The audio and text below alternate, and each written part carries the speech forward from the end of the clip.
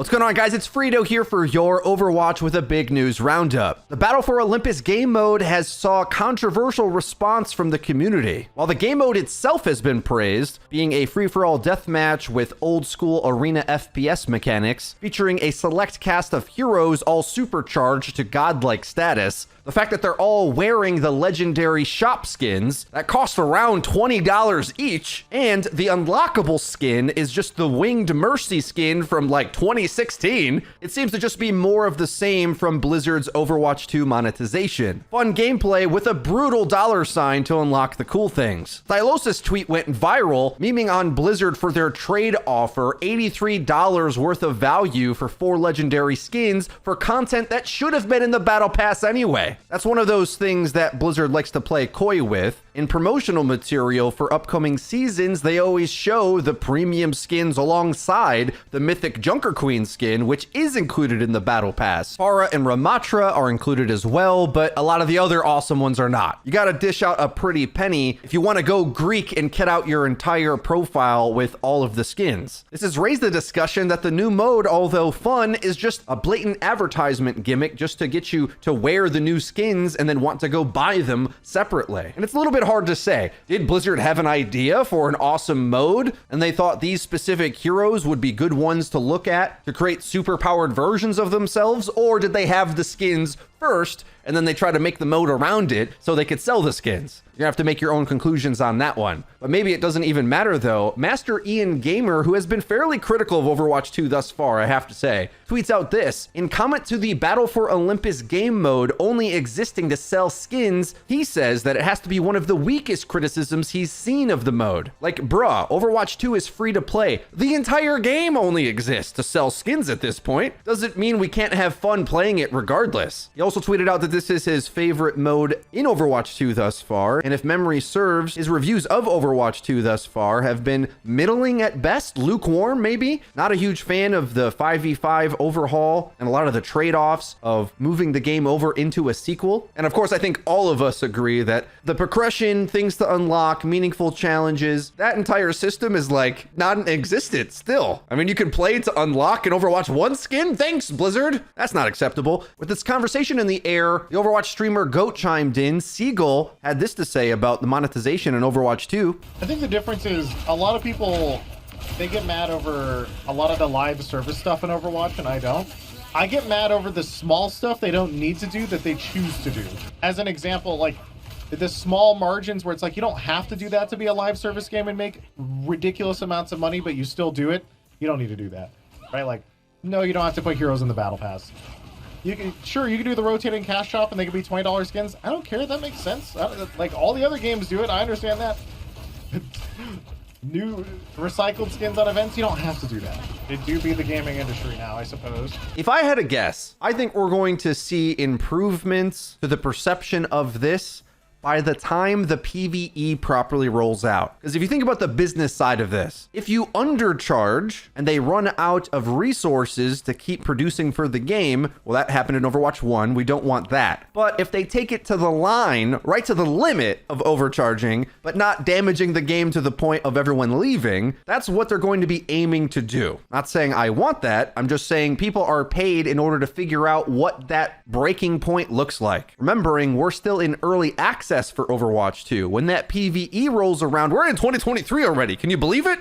Yeah, that's happening. When are we getting information about that? There's a whole nother chunk of a player base that's going to be coming just to play that mode. And a percentage of them will be interested in PvP by happenstance as well. At the very least, increasing the quick play and arcade player base a lot, I would say. And they like their skins too, and unlockables, considering we're trying to lure them into PvE cooperative gameplay with endlessly replayable things to do. To me, not only is it not acceptable the way things are now, but it'll look way more unacceptable when we're expected to be able to play a PvE game alongside it, which always has things to unlock. So what, half the game is going to have nothing to unlock and the other half, that's where you get everything? They got to figure this out. We talked more about this on the recap show with Seagull, Flats, and Avril in the early access buggy version of the Your Overwatch podcast a couple weeks ago. Sounds like the community's got a lot of things to argue about. Maybe maybe this will be a subject on our next show. Kephrii tweets out that the Medusa skin for Widowmaker is actually a disadvantage, where the noise that her snakes make muffle the enemy's movement and gives away your position because the enemies can hear your skin. That's pretty ridiculous. For me, I'm always biased towards the function, playability, and balance of the game. The patch that came in last week didn't include the changes to Roadhog. Aaron Keller tweeted out that that's going to be part of the mid to late January patch coming up, which I assume that means the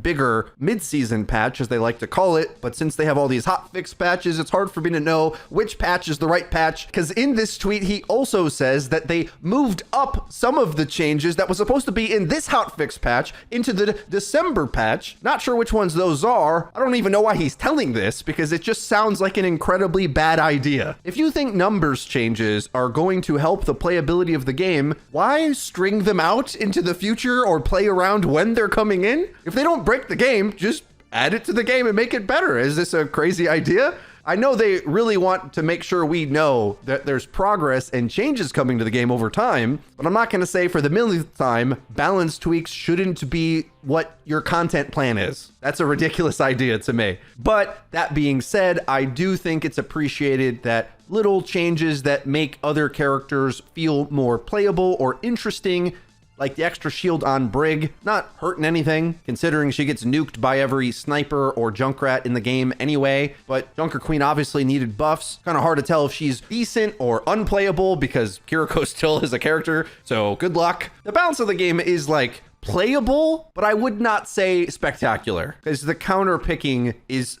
too strong for my liking, where Orisa Giga rolls Roadhog, Kiriko counters all the things that she counters. The matchmaking still not so fun for ranked. So there's a lot of things to complain about, but the balance of the game I think is fine at the moment. Not ideal. I'm really looking forward to this mid-season patch coming through to change the narrative on that, because since there won't be a new character added, this is the time where the balance just needs to look good. Okay, we don't have excuses of having new mechanics that they're trying to balance the game around. Let's turn up the cadence and get the game playing a bit better, and then I can be happy, not just somewhat content. A few more viral tweets that were floating around the Twitter space. Warren tweeted out, "I would do unthinkable things for a surrender option in Overwatch 2. 400,000 views on this one. On one hand, Overwatch games are meant to be short, and because you can swap your heroes, why not swap your strategy and try to win in the brink? But you already know why that doesn't happen, right? Well, not everybody plays enough heroes to deal with the situation at hand, or is good enough at the heroes that would be good